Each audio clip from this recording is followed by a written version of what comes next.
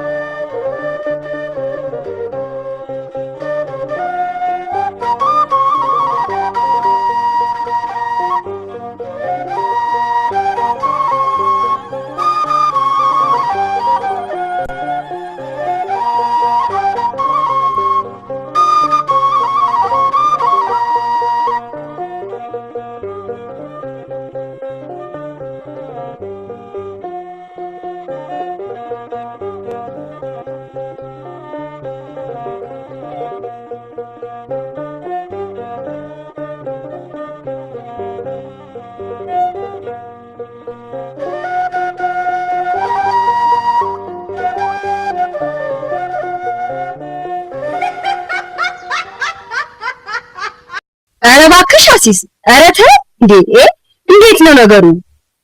አረተ ታንቺ ልጅ ለሽማግሌው ከሰማኩ ይገልሻል።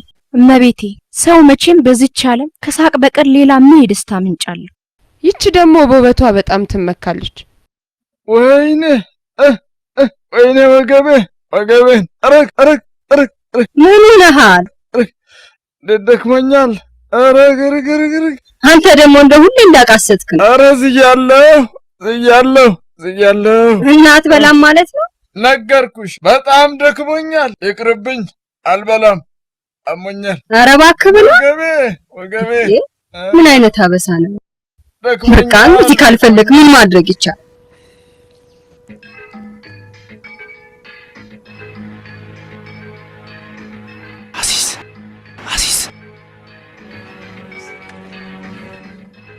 ምን ነበር ያልከኝ? ምንድነው የምትፈልገው? ገንዘብ ፈልጋለሁ። የወሰድከው አይበቃህም እንዴ? የሚጠጣ ነገር መግዛት አለብኝ። ሁሉን ነገር የማላቅ ይመስልሃል? ሰክረህ ከሐሲስ ጋር ጮቤ ለመራገጥ ነው አይደል? ታውቂያለሽ፣ እኔ ስለ ሐሲስም ሆነ ስለማንም ደንታ የለኝም። ምን አልክ? እርግጠኛ ነህ? ሙሴ ደግሞ ምን ፈለግ? እንደ ድሮሽ እንድትሆኝልኝ ይፈልጋል። ብትሞት እንኳን አታገኘኝ።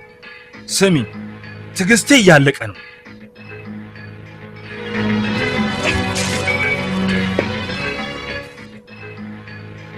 ለዛሬ ተውሻል፣ ነገ ግን አልምርሽም።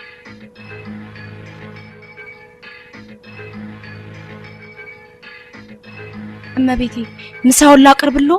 ሽማግሌው ከአቶ ማቴዎስ ቤት ሲመጣ ታቀርቢያለሽ። እመቤቴ አንድ ነገር። ዝም በይ መጣ። ዛሬ ደግሞ በጊዜ ነው የመጣው። አሲስ አቤት ጋሼ። ሂጂና ያንን ባሪያ ሙሴ ተብዬ ጥሪልኝ። እሺ ጋሼ። ምንድነው ነገሩ? አቶ ማቴዎስ አበሳጨህ እንዴ? ኧረ ማቴዎስን በወጣው ይሄ ተረገመ ሙሴ የሚሉት ነው እንጂ እሱ ደግሞ ምን አደረገ? ምንም ማያደርገው ነገር አለ። ላሳብደኝ ነው። ኧረ እባክሽ ተይኝ። ቆይ እስቲ ተረጋጋ። እስቲ ቆይ ምን አደረገ? ይሄን ነገር አልፈልግም። አረ ወይኔ በቀን አስቀምጪው። እሺ አንድ ፍሬ ብቻ። አረ እባክህ በሞቴ አልፈልግም። ከማቴዎስ አገልጋዮች አንዱ ሙሴ በግ ሲሰርቅ ያዋል። አገልጋዩን ለምን አየህም ብሎ ሰው ሁሉ ተሰብስቦ እያየ እሱ ማንን ሊፈራ አጥንቱ እስኪወላልቅ ድረስ ደበደበው። እኔ ስቅሻል። አጥንቱ እስኪወላልቅ ነው ያልከው? አገልጋዩ እኮ አሁን እንዲህ ነው የሚራመደው። ግን እንዴት ሆኖ? ምን እንዴት ያለሽ? ይሄ እኮ የሰማይ ስባሪም ያህል ሰው ነው።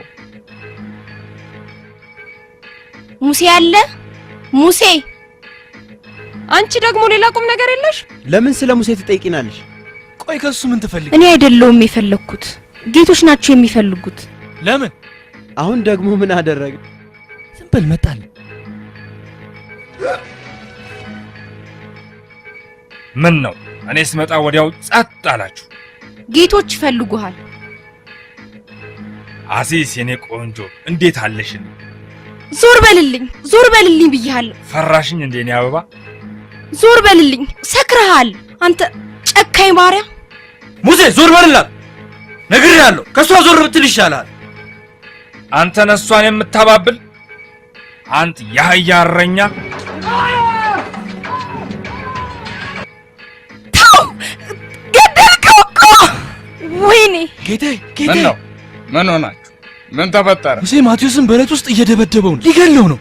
ይሄን መደረቢያ ነሽ። አለንጋውን አቀብለኝ። ከዚህ ሙሴ ከሚባል ሰው ጋር ቁርጡ መለየት አለበት። አሳየዋለሁ።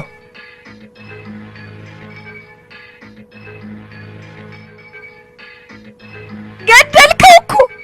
ተው አንተ ጨካኝ አመዳም ባሪያ። ለሱ ታዝኛለሽ? እንዳልገለው ከፈለግሽ እንደ ድሮሽ ሁኝልኝ፣ እተወዋለሁ። አለበለዚያ እገለዋለሁ። አንተ ጨካኝ ባሪያ። ውጣ ከዚህ! አንተ ጠቋራ፣ ቆሻሻ፣ አመዳም ባሪያ! አንተን መቀለቡ ፋይዳ የለውም። እዚህ አይደለም በሀገሩ እንኳን ዳግም ላይ አልሻ።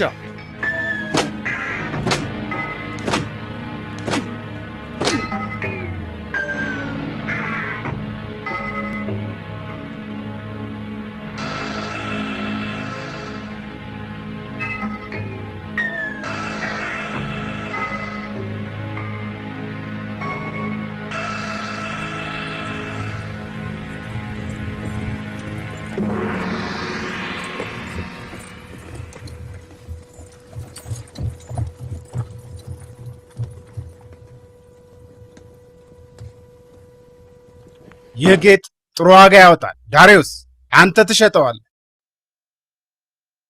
ምንድነው ሁልጊዜ ዳሪዮስ ዳሪዮስ ዳሪዮስ ማለት? ራሴ ሸጠዋለሁ። እኔ ነኝ ስንቱን ጨፍጭፌ ይህንን ሁሉ ጌጣጌጥ ያገኘው። ቃሌ ቃል ነው። ረጋ በል። ለምን እኛ አንስማማም?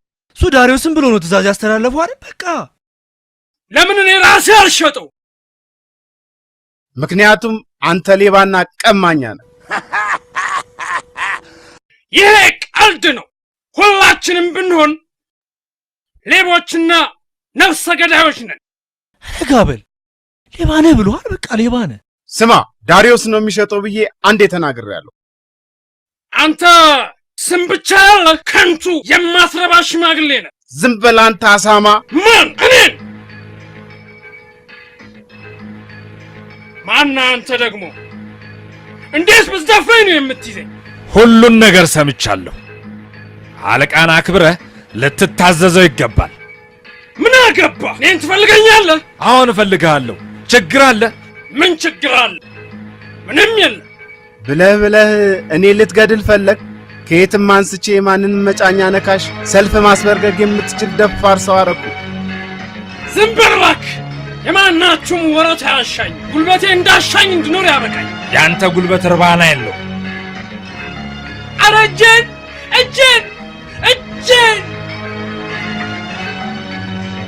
ከዛሬ ቀን ጀምሮ የኔ ቀኝ እጅ ትሆናለህ። ከሃዲዎች በመካከላችን ቦታ የላቸው። ጀግናው ስም ማን ነው? ስሜ ሙሴ ይባላል። ሰው ግን የሚጠራኝ ሙሴ ጸሊም እያለ ነው። እንኳን በደህና መጣ ኃያሉ ሰው። ግባና የፈለግከውን ልብስ መርጠህ ልበስ።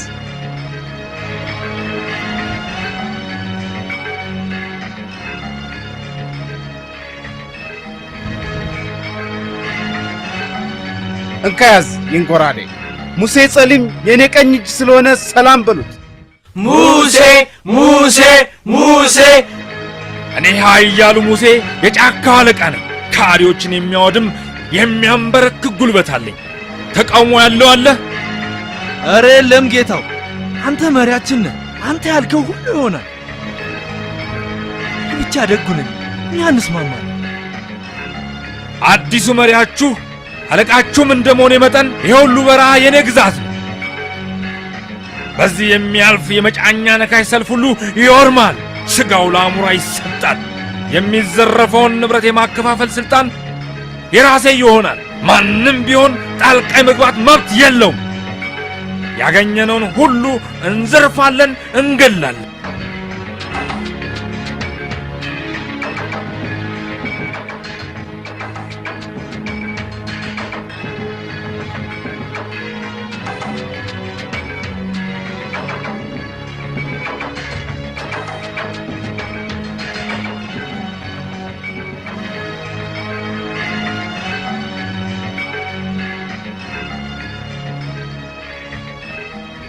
ጌታው በትእዛዙ መሰረት ነጋዴዎቹን አጥቅተን ደምስሰናል።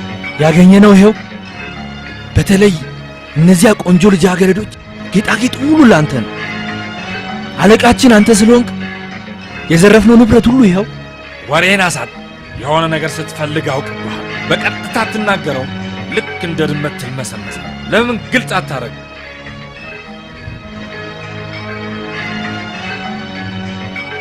የምትፈልገው ይህን አምባር ነው? ንገረኝ። ወይስ ይህን ውድ ሀብል? ንገረኝ። ሀብሉንም ሆነ አምባሩን አልፈልግም።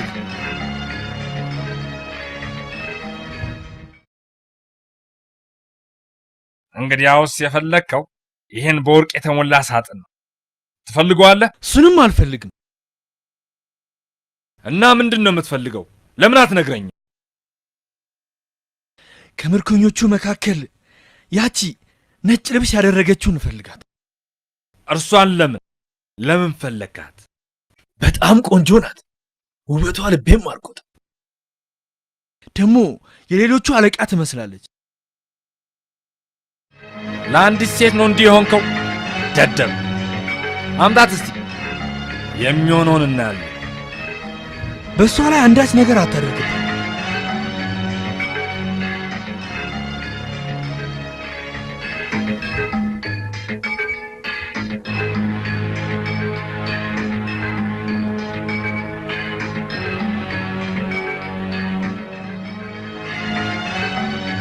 ፍታት!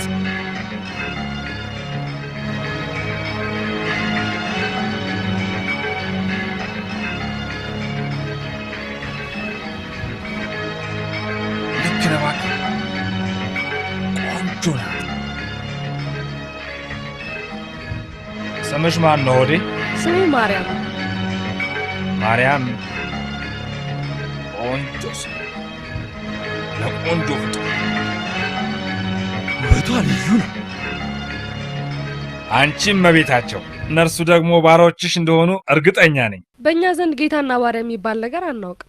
ምን እያልሽ ነው? እና ሁላችሁም ባሮች ናችሁ? አዎን። ይገርማል። ታዲያ ማን ነው ጌታችሁ? ኢየሱስ ክርስቶስ።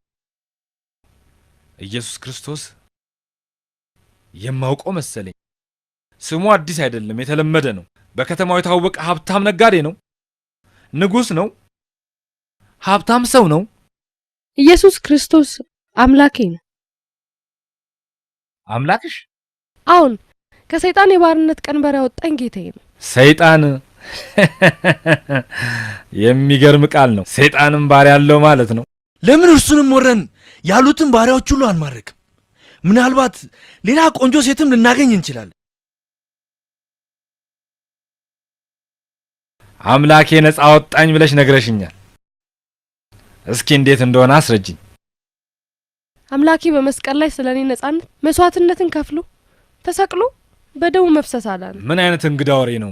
አማልክት እንደማይሰቀሉ አውቃለሁ። ለምሳሌ ጨረቃ አምላክ ነው፣ ማንም ሊነካው አይችልም። አማልክት ፍጹም ኃያላን ናቸው፣ አይሰቀሉም፣ አይሞቱም። የሁሉ አምላክ ገዥና ፈጣሪ ናቸው። ጨረቃ አምላክ አይደለም፣ እንደኔና እንዳንተ በእግዚአብሔር የተፈጠረ ፍጡር ነው። ጨረቃ ከ22ቱ ስነ ፍጥረታት መካከል አንዱ ነው። ስማ ወንድሜ፣ ስም ማን ነው? ሙሴ ይባላል የኔ ቆንጆ። የተባረከ ስም መሆኑን ታውቃለህ? የተባረከ? አሁን የአንድ ታላቅ ነቢይ ስም ነው። ነቢይ? ስለምትለው ነገር ብዙ ግድ አይስጥ። ጥሩ ነገር አድርግና የኔ መሆኗን ብቻ ንገረኝ።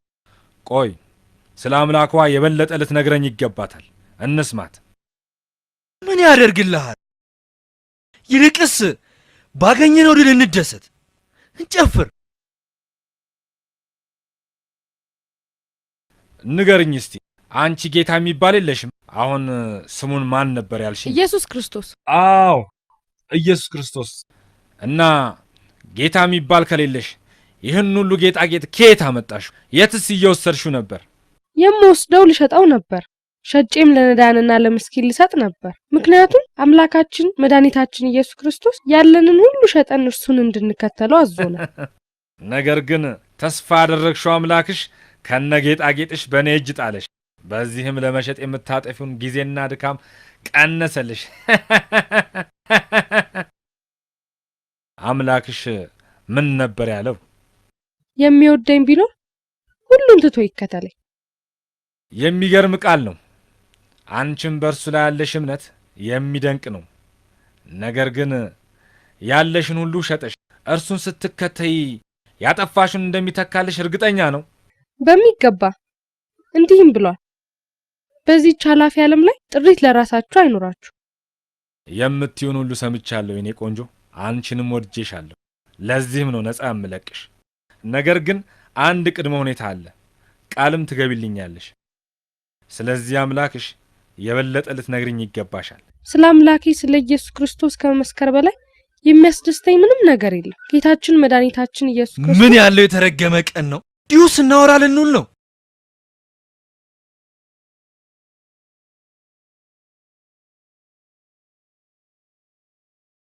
ፀሐይ ሆይ ፈጣሪ አምላክ አንቺ ነሽ፣ ከአንቺ በቀር አምላክ የለም። የተሰቀለው የማርያም አምላክ ፈጣሪ አይደለም፣ ነገር ግን ሞትን ድል አድርጎ ተነስቷል አለችኝ።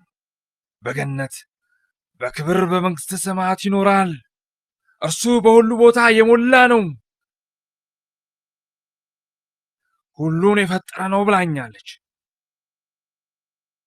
አዳምጪ አንቺ ኃያል ፀሐይ ሆይ፣ አንቺ ትክክለኛ ፈጣሪ መሆንሽን አረጋግጭልኝ። ውድ ጌጣጌጥ የጫኑ ነጋዴዎችን ከሴቶችና አሽከሮች ጋር አላኪልኝ። ይህ ከሆነ ብቻ አንቺ እውነተኛ አምላክ መሆንሽን አምናለሁ። ፀሐይ ፀሐይ ፀሐይ! ዳሪዮስ! ምን ነው? ቶሎ በል ተነስ። ችግሩ ምንድን ነው? በጣም ርቦኛል። ምን ዋጋ አለው? ትናንት ምግብ ነሽ፣ ጌጥ ነሽ፣ ሴት ነሽ፣ አምላክ ነሽ ስትል አልነበር? ምን ለማለት ፈልገህ ነው? ማለት የፈለግኩትማ ሴቶቹ የሆነ መተት አዝሮብሃል። ኃያሉ ሙሴ ጸሊም የተራራው ንጉሥ ማንም እኔን ሊያሞኘኝ አይችልም። በፍላጎቴ እኔ ራሴ ነኝ ሂጂ ያልኳት። አምላኳ ሂዱና ያላችሁን ሁሉ ሸጣችሁ ወደ እኔኑ ተከተሉኝም ይላል። የእኛ አምላክ ደግሞ ያገኛችሁትን ሁሉ ስረቁና አስደስቱኝ ይላል። በጣም ጥሩ። ይህን ጉዳይ ሁለተኛ አንስተን እንድንነጋገርበት አልፈልግም። እንሂድ። እንዳልክ ጌታው፣ ሌሎቹንም ልቀስቅሳቸው? ተዋቸው። ለፀሐይ ጸልያለሁ። እርሷ ራሷ ሁሉን ትወጣለች። እንሂድ።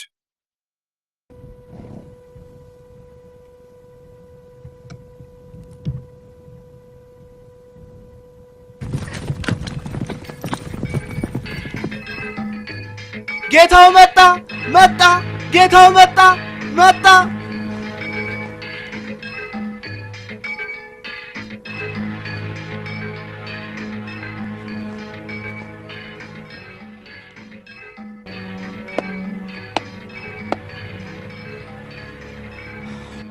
ልፋታችን ሁሉ መና ሆኖ ቀረ። ይህን ሁሉ መንገድ ሄደን ጎተራውን ልክ ልንዘርፍ ስንል ውሾቹ እየዘለሉ መጡብን። ከኋላችን እየተከተሉ አባረሩን። ወይኔ ለጥቂት ነው ያመለጥናቸው። ፀሐይ ሆይ ምንድነው ነገሩ? መወሰድ የነበረባቸው ጥቂት ግልገሎች ነበሩ። እነርሱን መውሰድ ነበር። ያረኛ ቀኑን ይጠብቅ፣ መልሱን እሰጠዋለሁ፣ ዋጋውን ያገኛል፣ እገለዋለሁ። ፀሐይ ሆይ ምን አይነት አምላክ ነሽ?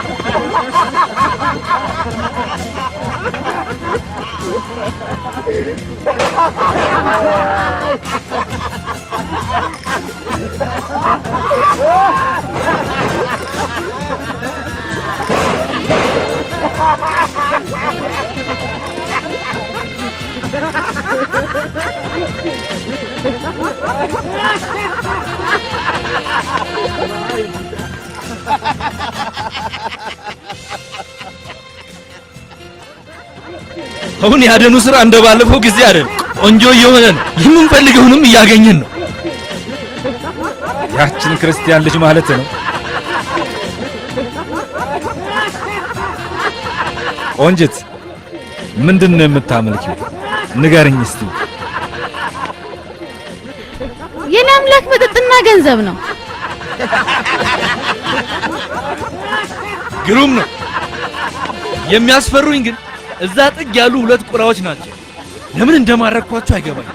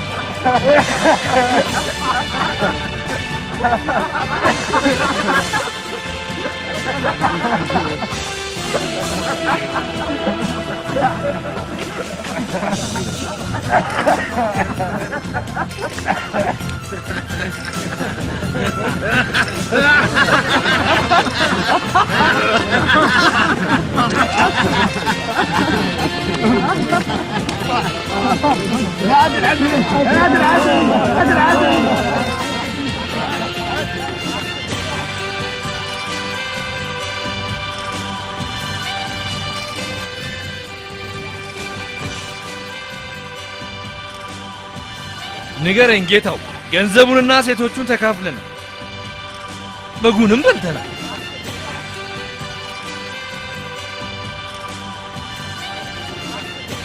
እዛ ጥግ ቁጭ ያሉ ቁራዎችን በተመለከተ ግን ምን እንደማደርግ አላውቅም። ታዲያ ምንድነው ችግሩ? ተነስ፣ ለእነርሱም የሚበላ ስጣቸው፣ ይብሉ። እሺ።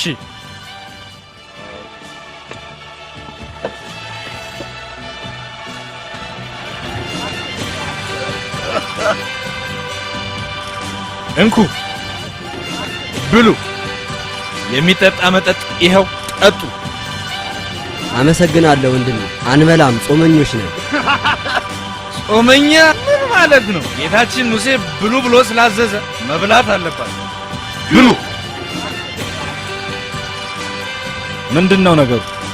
አብላቸው እንጂ ደብድባቸው መቼ አልኩ? ምንም እኮ አላደረኳቸው። ብሉ ብላቸው ጾመኛ ነን አሉ። ተዋቸው፣ አሁን ዞር በል።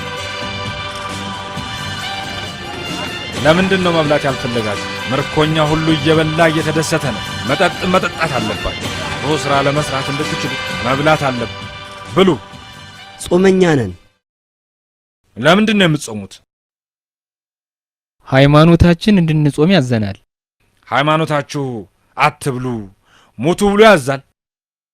ሰው በምግብ ብቻ አይኖርም ከእግዚአብሔር አፍ በሚወጣው ቃል እንጂ።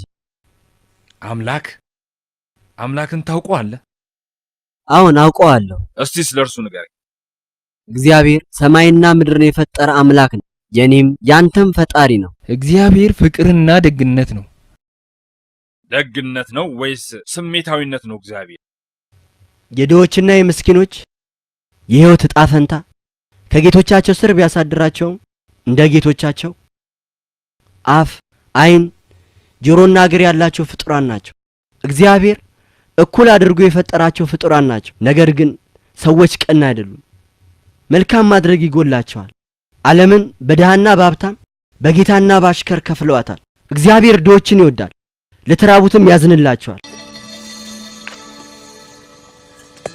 ይህን ነገር ከዚህ በፊት ሰምቼዋለሁ። የምታመልኩት አምላክ ማን ነው? የማርያምን አምላክ ነው እንደ የምታመልኩት? ማን ናት ማርያም? አምላኳ ኢየሱስ ክርስቶስ ይባላል። አሁን ክርስቲያኖች ነን። ሁሉም ክርስቲያኖች እንዲህ እንዳንተ ልበ ብርቱዎችና ጠንካሮች ናቸው? አዎ፣ ኃይልን በሚሰጠኝ በክርስቶስ ሁሉን እችላለሁ። ኃይልን በሚሰጠኝ በክርስቶስ ሁሉን እችላለሁ። ይገርማል። እነዚህን ቃላት ከየት ነው የተማራችሁ? ከመጽሐፍ ቅዱስ ነው የተማርነው። መጽሐፍ ቅዱስ ምን አይነት መጽሐፍ ነው? መጽሐፍ ቅዱስ የእግዚአብሔር መጽሐፍ ነው። እንደናንተ እንደዚህ ለማወቅ ብፈልግ ማን ሊያስተምረኝ ይችላል?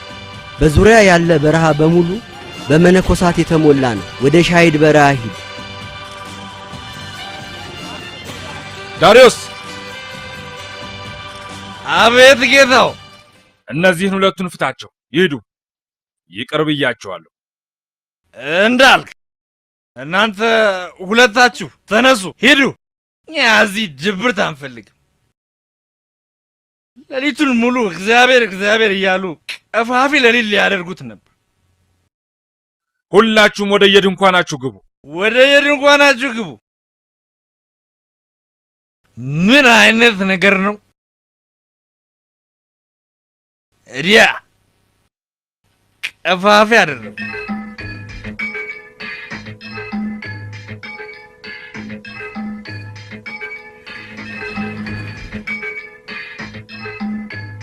ስሚ ፀሐይ፣ እውነት አንቺ አምላክ ሆንሽ ንገሪኝ፣ ተገለጭልኝ። ግን እንዴት ፈጣሪ ልትሆኚ ትችያለሽ? ትጠልቂያለሽ፣ ትጠፊያለሽ። ፈጣሪ አይጠልቅም አይጠፋም። ስለዚህ ፈጣሪ እሳት ነው። እውነተኛ ፈጣሪ እሱ ነው። ግን እኮ በትንሽ ውሃ እርሱንም ላጠፋው እችላለሁ። እንግዲህ ፈጣሪ ማን? ራስን አሳየኝ፣ ራስን አሳየኝ። አምላኬ ሆይ ተናገረኝ፣ ተናገረኝ። እውነተኛውን ፈጣሪ ማወቅ ከፈለክ ወደ ሻሂድ በረሃ ሂድ። እዚያ ያሉ መነኮሳት ሁሉንም ያስተምረዋል።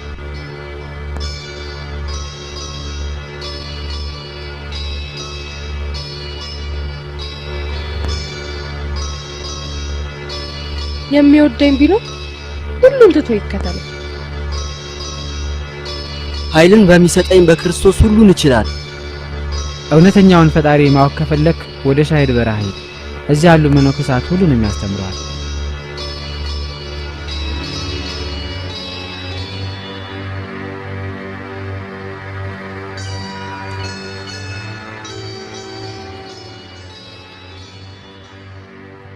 እንደምን አደሩ አባ? እግዚአብሔር ይመስገን። አባ ኤስድሮስን አይተዋል? ጸሎት ላይ ሳይሆኑ አይቀርም። እሺ።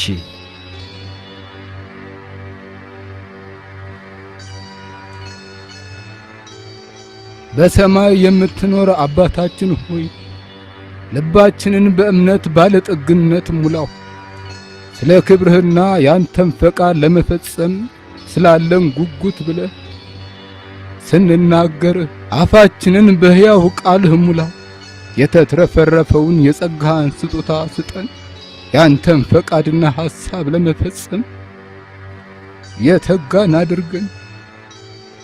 ወደ አንተ ቅጽር ብዙ ነፍሳትን እንድናመጣ ፈቃድህ ይሁን። ከሰይጣን ምርኮ ነፃ ወጥተው ያንተ ልጆች ይሆኑ ዘንድ እጅህን ወደ ኃጢአተኞች ዘርጋ፣ ወደ ቀናችሁ መንገድ ይገቡ ዘንድ የባሕርይ አምላክነትህን ግለጽላቸው። ቀናና ታማኝ ልጆች እንዲሆኑ እርዳቸው። ኃይል፣ ክብር፣ ሞገስና ስልጣን ያንተ ነው። ክብርና አምልኮ ላንተ ብቻ ይገባል። በተቀደሰ አጠራሩ ወዴት ነህ ልጄ። ሙሴ ምንም እንኳን መጥፎና አጸያፊ ሕይወት ቢመራም ለሁሉም ክፉ ቢሆንም የሰውን ልብ የሚመረምረው ጌታ እግዚአብሔር ውጫዊ ማንነትን አይመለከትምና በአንድ ሰው ልብ ውስጥ ሊጠፋ የደረሰን ሻማ መልሶ እንዲነድ ማድረግ ይቻለዋል። ለደከመ የሚደገፈውን እንጨት ያቀርባል። በቅዱሳት መጻሕፍት እንደተጻፈው የተበላሸ ፍሬን እንዲያፈራ የሚጨስ እንጨት እንዳይጠፋ በሙሴ ልብ ውስጥም የቀረበ ሕይወት አገኘ። ስለዚህ ወደ ምሕረት መንገድ መራው። እዚህ ምን ትፈልጋለህ የኔ ልጅ? እውነተኛውን አምላክ እንደምታመልኩ ሰምቼ ነው። ስለዚህ ስለ እርሱ ለማወቅ ወደዚህ መጣው። ቆየኝ የኔ ልጅ፣ መጣው። ቀደሰ አጠራሩ ወዴት ነህ ልጄ ይልሃል። ምን ልርዳህ አባቴ? ምንም እንኳን ስፍር ቁጥር የሌለው ኃጢአት ብሰራም እውነተኛውን አምላክ ማወቅና ከናንተ ጋር መሆን እፈልጋለሁ። ስለዚህ እውነተኛ አምላክ እንዴት አወቅ? ማንስ ወደዚህ ቦታ መራ? ስለ እግዚአብሔር ምንም የማውቀው ነገር አልነበረም። ነጋዴዎችን እዘርፍ ነበር። በዚህ ምክንያት ክርስቲያን ምርኮኞች ስለርሱ ነገሩ። ብቻዬን በሜዳ ላይ ሲሄድ ወደ ሰማይ ተመለከቱ። ፀሐይ በምስራቅ ወጥታ በምዕራብ እንደምትጠልቅ አስተዋልኩ።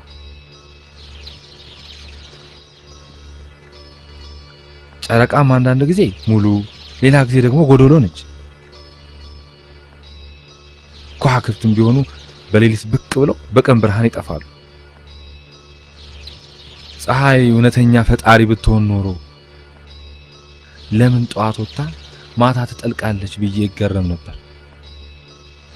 ከሁሉም የሚገርምኝ የነበረው በሰማይና በምድር ያለው ሁሉ የራሱን ስርዓት በሚገባ ጠብቆ ነው የሚጓዘው። ለራሴም እንዲህ አልኩ፣ ይህን ሁሉ አስተካክሎ የፈጠረ አንድ እውነተኛ አምላክ መኖር አለበት። እንዲህ እያልኩ ሳስብ አንድ ገበሬ ወደ ሻሂድ በረሃ እንዲሄድና በዛም ስለ እውነተኛው አምላክ እንደሚያስተምሩ ይነገረኝ። ለዚህም ነው ሁሉን ትቼ ስለ እርሱ ለማወቅ ወደዚህ የመጣሁት። ከኔ ጋር ና ልጄ።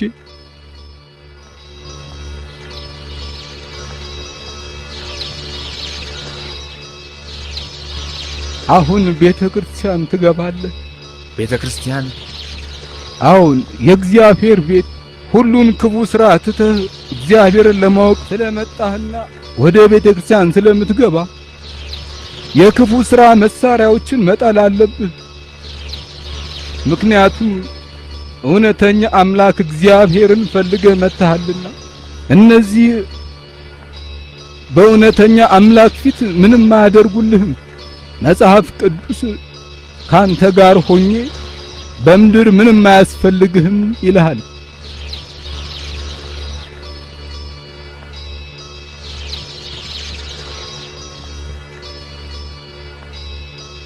አሁን ኃጢአተኛ ነኝ። ይሄ ከኔ ይራቅ።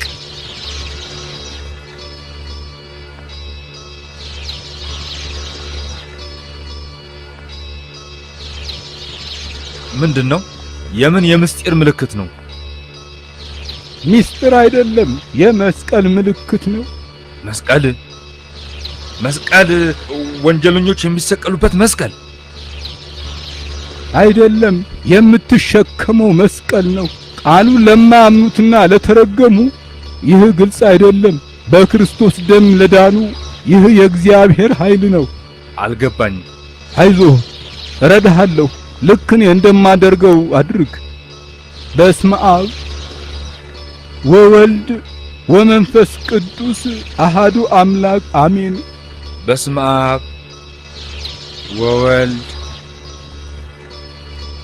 ወመንፈስ ቅዱስ አሃዱ አምላክ አሜን።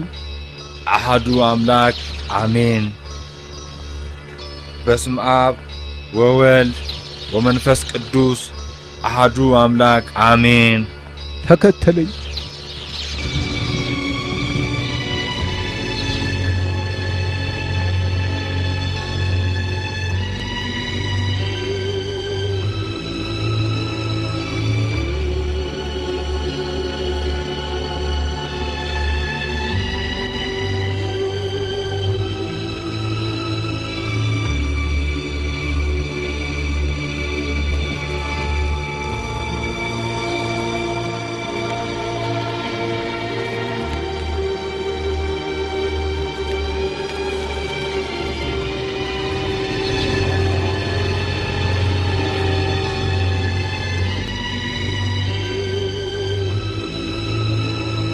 ስማ ልጄ፣ እግዚአብሔር ታላቅ ነው።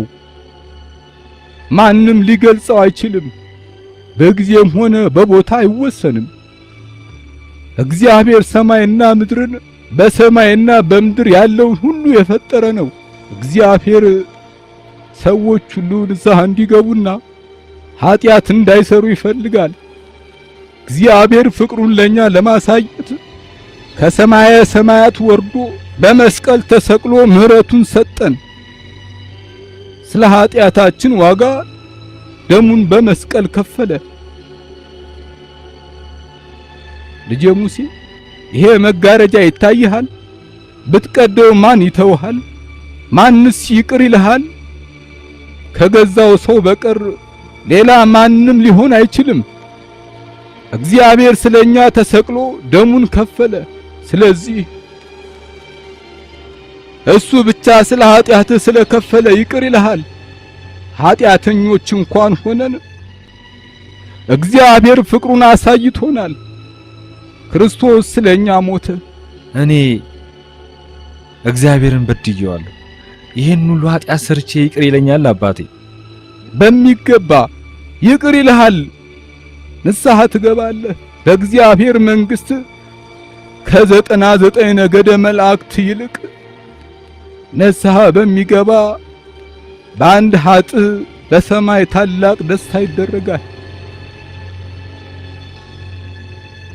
ከአባ ኤስድሮስ የሚወጣው ቃል ከሰይፍ ይልቅ የተሳለ ነበረና የሙሴ ነፍስ ኃጢአትና ክፋትን ጠልታ ታለቅስ ጀመር።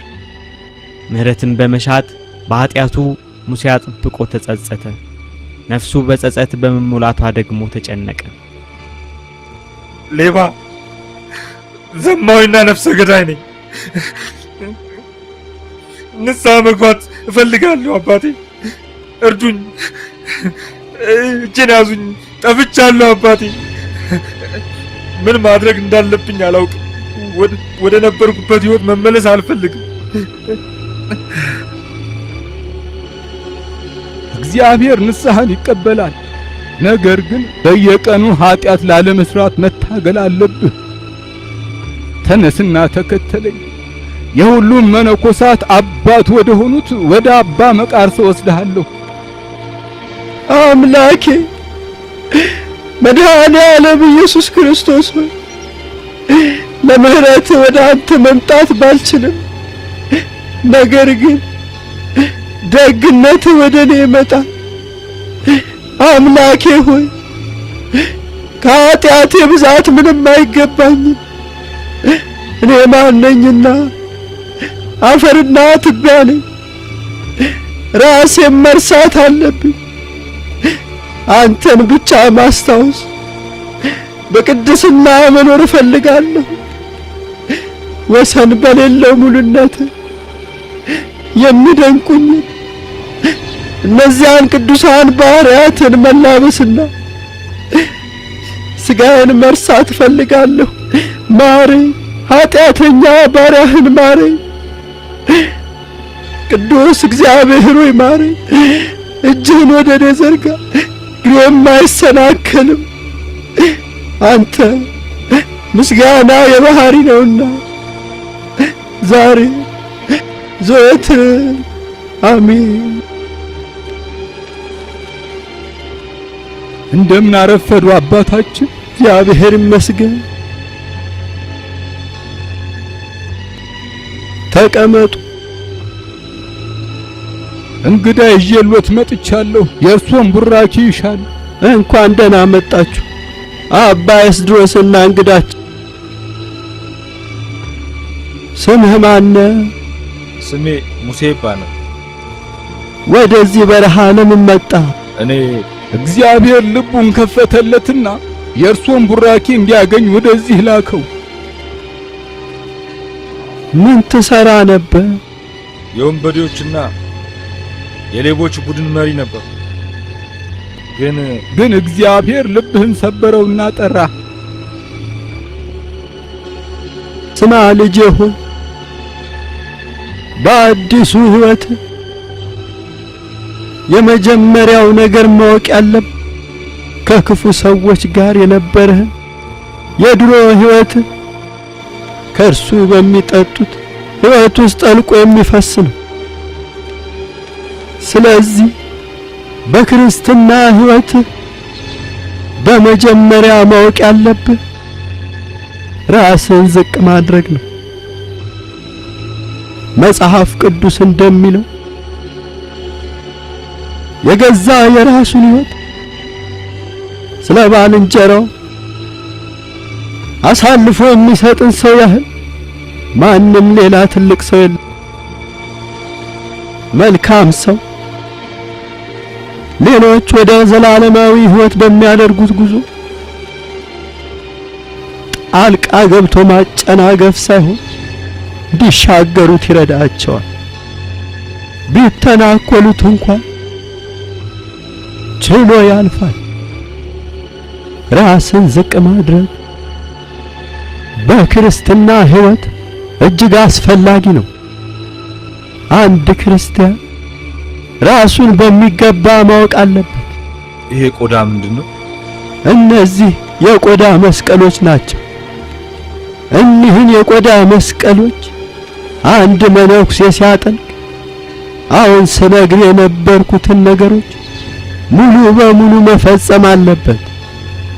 ከጧት እስከ ማታ መጾም፣ ሁልጊዜ መጸለይ፣ ቅዱሳት መጻሕፍትን ማንበብ፣ የቅዱሳን አባቶችን ትምህርት ማጥናት፣ ሥራም መስራት፣ እንደ አባ እንጦስና እንደ ደቀ መዛሙርቱ ለሌሎች ብርሃን ለመሆን እንደ ሻማ መንደድ።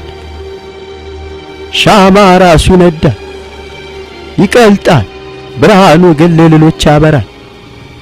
በሻማው ብርሃን ሌሎች ደስ ይላቸው። አሁን ሙሴ ራስህን ዝቅ አድርግ፣ ሳትታክት ሁልጊዜ ጸልይ። ዘወትር ወደ ክርስቶስ ለመሄድ ፍላጎቱ ይኑርህ። ይህ ለአንተ ይበጅሃል፣ ይህ ለአንተ ይበጅሃል። ሙሴ ይህ ወደ እምነት ለምታደርገው ጉዞ የመጀመሪያ ምዕራፍ ነው። እግዚአብሔር በመንገዱ ይምራህ የኔ ልጅ።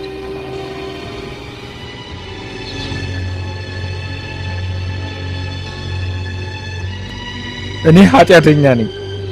ሁሉንም አይነት በደል ሰርቻለሁ።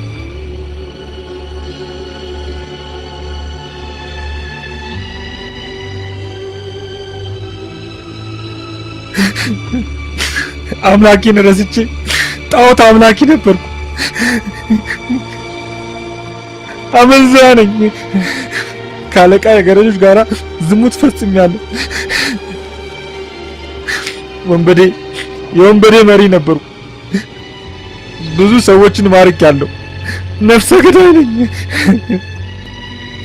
ብዙ ሰዎችን ሴቶችንና ሕፃናትን እንኳን ሳይቀር ያለምንም ምክንያት ገድያለሁ።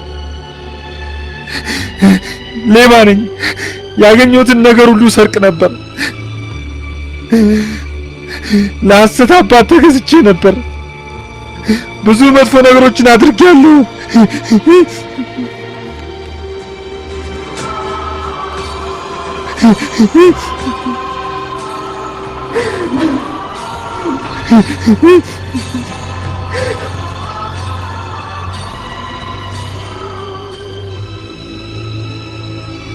አጠምቀከ በአብ አጠምቀከ በወልድ አጠምቀከ በመንፈስ ቅዱስ አንድ አምላክ ብዬ አጠምቅሃለሁ። መንፈስ ቅዱስ ይደርብህ። የእግዚአብሔር ምርጥ ዕቃ ሁን።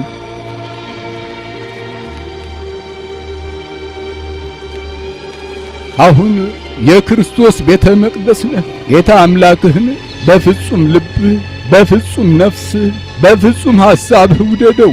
ሙሴ ተጠንቀቅ፣ ጥልሃት ወደ መጣሃት ዓለም እንዳትመለስ። ወደ ዓለም ብትመለስ ኃጢአትህ በሙሉ ተመልሶ ወደ አንተ ይመጣል። ነገር ግን በዚህ በረሃ ብትቀር እግዚአብሔር በምሕረቱ ይጎበኝሃል። አድፈ ነበር በኃጢአት ተገዝተ ነበር ለንዋዬ ሥጋ ባንተ ሰልጥኖ ሰውሮህ ነበር እንዳታይ። ነገር ግን እጆቹ አንተም ባርከውሃል፣ ኃጢአትህን አጥቦ ጻዳ አድርጎሃል። ጸጸትን ባፈሰ ልብ ተሰብሮ ወድቀሃል።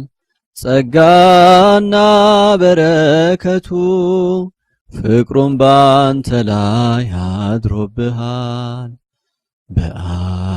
በአባትነት ጥበቃው ልጄ ብሎ ጠርቶሃል። የምሕረት እጆቹ ለምርጥ ዕቃነት ባርከውሃል።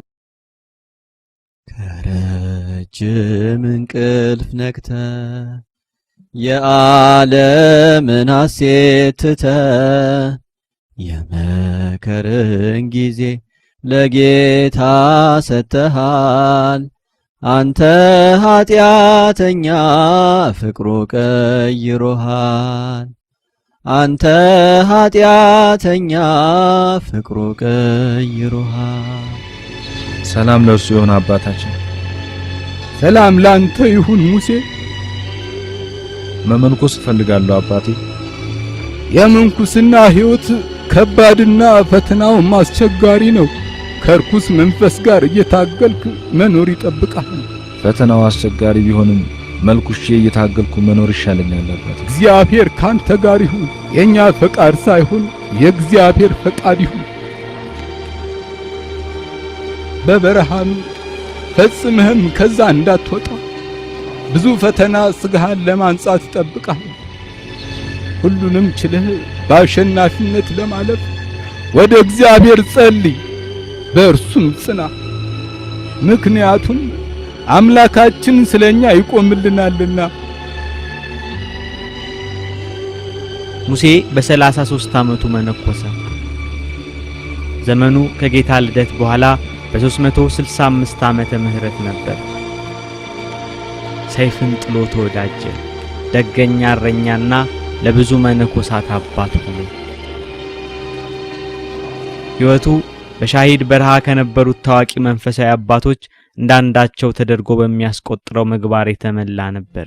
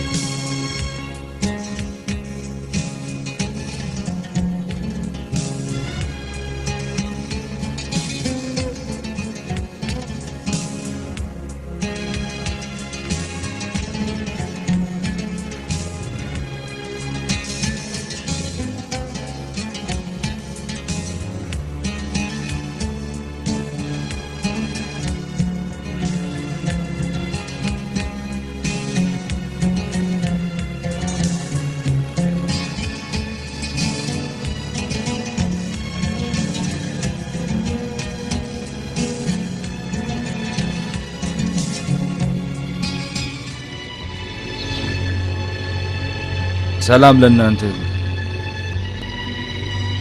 ምን ነው? ምን ሆናችሁ? ምንድነው የምታነቡት? ቅዱስ ጳውሎስ ለቆሮንቶስ ሰዎች ከላከው የመጀመሪያ መልእክቱ ምዕራፍ 13ን እያነበብን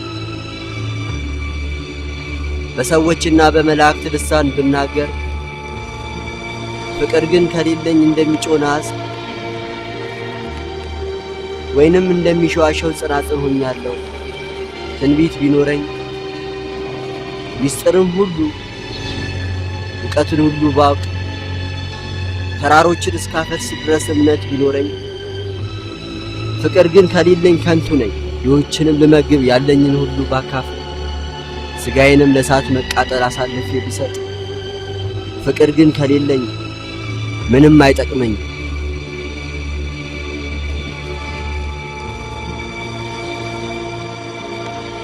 ፍቅር ይታገሳል፣ ቸርነትም ያደርጋል። ፍቅር አይቀናም፣ ፍቅር አይመካም፣ አይታበይም፣ የማይገባውንም አያደርግም፣ የራሱንም አይፈልግም፣ አይበሳጭም፣ በደልንም አይቆጥርም። ከእውነት ጋር ደስ ይለዋል እንጂ ስለ አመጽ ደስ አይለውም። ሁሉንም ይታገሳል፣ ሁሉንም ያምናል፣ ሁሉን ተስፋ ያደርጋል፣ በሁሉ ይጸናል። ፍቅር ለዘወትር አይወድቅም። የተወደዱ ቃላቶች ናቸው። በጣም ደስ ይላል። ከእናንተ ጋር እንደሆን ትፈቅዳላችሁ? እመኑ፣ ወደ እግዚአብሔር ተመልሻለሁ። ኃጢአቴን ተናዝዤ ከተጠመኩ ጊዜ ጀምሮ ሁሉንም ሰው በሙሉ ልቤ መውደድ ጀምሬያለሁ። እንደምወዳችሁ ውደዱ። ከእናንተ ጋር እንድኖር እባካችሁ ፍቀዱልኝ። ደስ ይለናል። ከዛሬ ጀምሮ ከኛ ጋር መኖር ትችላለህ። ያለፈው ታሪኩ ተረስቶ መነኮሳቱ ሁሉ በጣም ወደዱት። ዝናው በመላ ሀገሪቱ ተሰማ። ብዙዎች እርሱን ለማየት ጉጉት አደረባቸው። አሲስ! ኧረ አሲስ! ምን አይነት ፍርጃ ነው?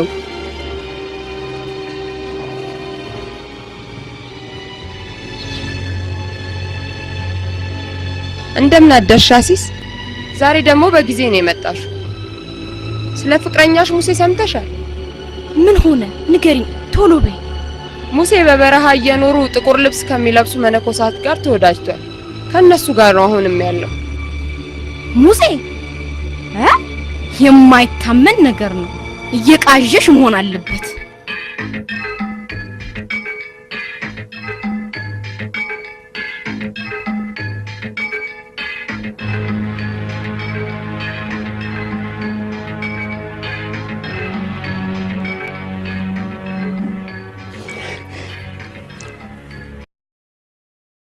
እንዴት